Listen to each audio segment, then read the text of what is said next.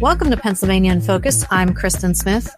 The quality of life afforded the state's prisoners is a perennial concern for families, human rights advocates, and workers within the judicial system, including the Pennsylvania Department of Corrections itself. For the nearly 40,000 incarcerated Pennsylvanians, new approaches to corrections could make a big difference in their experience. For some, they already are. Joining me today is the Center Square's Pennsylvania reporter, Christina Lingel. Christina, what is Little Scandinavia? Little Scandinavia is a unit at SCI Chester outside of Philadelphia. It's a project that the Department of Corrections undertook with the Norwegian Correctional Service, the Swedish Prison and Probation Service, and the Danish Prison and Probation Service. So they were over there and observed their prison systems, which are known around the world for their humaneness and efficacy in rehabilitating people. They used those systems as inspiration for this smaller unit in SCI Chester that can hold up to 64 men. The men have their own rooms with more amenities than we would expect in a prison situation. It's more akin to a normal living situation. They have their own refrigerators and they have desks. They can freely use common areas, and those areas have things like fish tanks and plant and green space, so it feels a little bit more normal. They have a kitchenette, and they're able to go get groceries and cook for themselves. And, they leave the unit to go do their work or whatever they would normally do in the course of a day in their incarceration, but then they come back to this environment. So it's similar to the kind of routines that you would build living out in the world. It seems to be really effective in preparing prisoners for reentry into the world because, sometimes people can get maladapted to the environment that most prison has. That makes it a lot harder to get back into a normal lifestyle.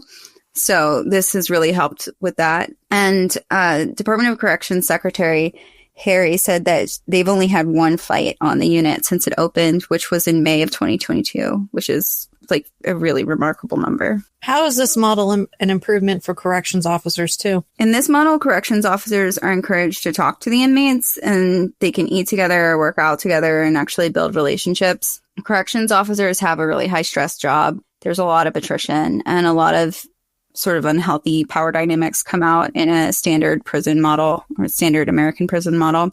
COs have issues like PTSD. I mean, there's, violence happening.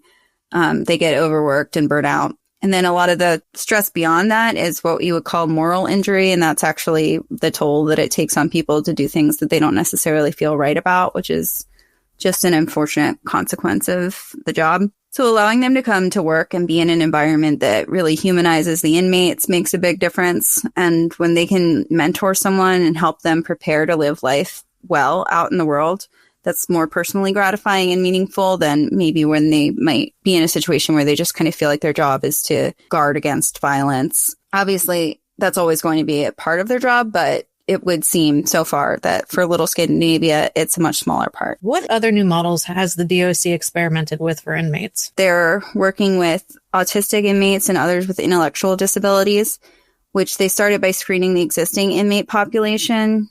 And now they do a standard psychological screening on people's first day when they come to prison. And if they're flagged for having some indicators that they might have autism or other intellectual disabilities, then they get a more in-depth assessment. And they can go to SCI Albion, which has a neurodevelopmental residential treatment unit.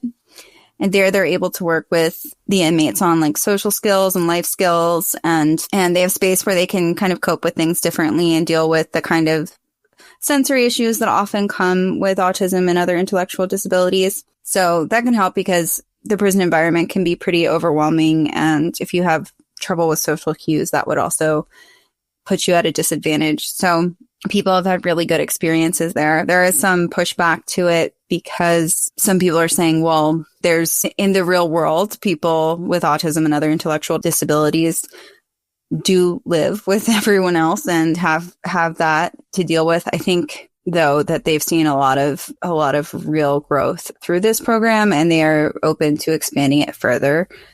There's, I think, about 50 inmates there currently. Christina, thanks for joining us today. Listeners can keep up with this story and more at thecentersquare.com.